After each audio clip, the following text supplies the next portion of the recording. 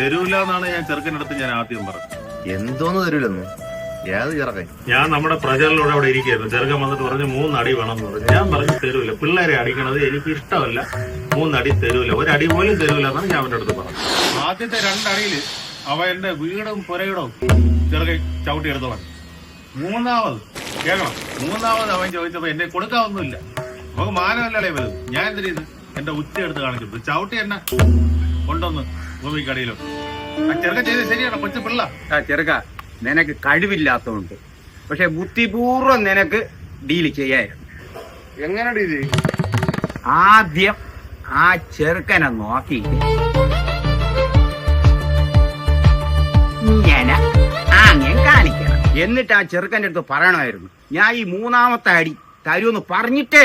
അതെന്തരായകൊണ്ട് pot ഞാൻ ഇത്രയും കാലം പാതാളത്തിൽ കിടന്നിട്ട് നീയൊക്കെ എന്നെ കാണാൻ വന്നാടാ നീയൊക്കെ. ഇവിടെ ഇപ്പൊ എന്തിനാണ് രാവിലെ മുതൽ പരസ്പരം എന്നല്ല എന്തോ പറഞ്ഞോണ്ടിരിക്കുന്നത്? എനിക്ക് അറിഞ്ഞൂടെ യന്ത്രാകെ വലിച്ച് കയറ്റിക്കൊണ്ട് ഇപ്പൊ മാവിലി എന്ന് പറഞ്ഞ് നടക്കുകയാണ്. ഇവൻ കഴിഞ്ഞ ക്രിസ്മസിന് യേശു എന്ന് പറഞ്ഞ് നടന്നവനാ. എടാ ഇത് എന്നെ കഴിഞ്ഞ ക്രിസ്മസിന് കവാലം പൊളക്കമെന്ന് തന്നിട്ട് ചോദിക്കുന്നതാണോ? നീ എന്നെ കുരിശി കേട്ടോളാം നായിന്റെ മോനെയൊന്നും. കഴിഞ്ഞ ക്രിസ്മസിനും എനിക്കും 2 കിട്ടി കവാലത്തില്. ഓണത്തിന് 2 അടിക്കണ്ടേ? ഓണത്തിന് ഇപ്പൊ 2 അടിച്ചില്ല. ഇപ്പൊ എന്തിനാണ് കുഴപ്പം?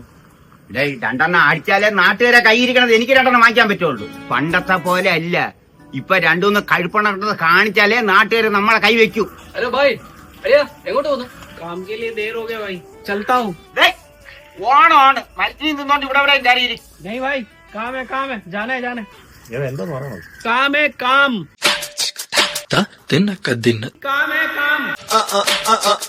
അവൻ പറഞ്ഞ മനസ്സിലായില്ലേ? നീ പറഞ്ഞ സാധനം നമുക്കും ഉണ്ട്, ആവശ്യം പോലെ ഉണ്ട്.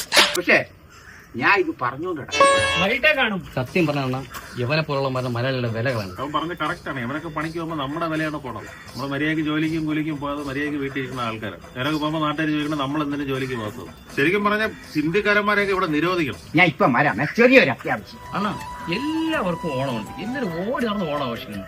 നമുക്ക് ഓണത്തിന് എന്താണ് പരിപാടി? എടാ, ഈ ഓണം ഇല്ലാത്തവരാണ് എല്ലാ വർഷവും ഓണം ആഘോഷിക്കുന്നത്. നമുക്കെന്നും ഓണമല്ലടാ മക്കളെ. അത് ശരിയാണ്. നിന്റെ അടുത്ത് വർഷത്തിൽ 10 ദിവസമേ വരാൻ പറഞ്ഞിട്ടുള്ളൂ. ഇത് കഴിഞ്ഞ അവിടെ ഇവിടെ കണ്ടുപോകരുത്. എന്തോന്ന് മനസ്സിലായില്ല? മനസ്സിലായില്ലേ? ഇല്ല. എന്നെ ഇതുവരെ മനസ്സിലായില്ലേ? ഞാനാണ് വാമനെ, ഞാനാണ് അവനെ ചവിട്ടിത്താത്തത്. എന്തുകൊണ്ടാണ് അയാൾ പറഞ്ഞത്? എനിക്കൊന്നും മനസ്സിലാവില്ല. മനസ്സിലായില്ലേ? ഇല്ല. എടാ, എവിടെന്നാ വലിച്ചു കയറ്റിട്ട് വാമനെന്ന് പറഞ്ഞ് നടക്കുകയാണ്. ഓ അത് ശരിയാ. അത് തന്നെ കഴിഞ്ഞ ശിവരാത്രി ഇയാള് ശൂലം കൊണ്ട് എന്റെ ചന്തി കുത്താൻ ഓടിച്ചത്. അന്ന് ശിവനായിട്ട്. അപ്പൊ തിരുവോണം തിരുവോണം തുടങ്ങി.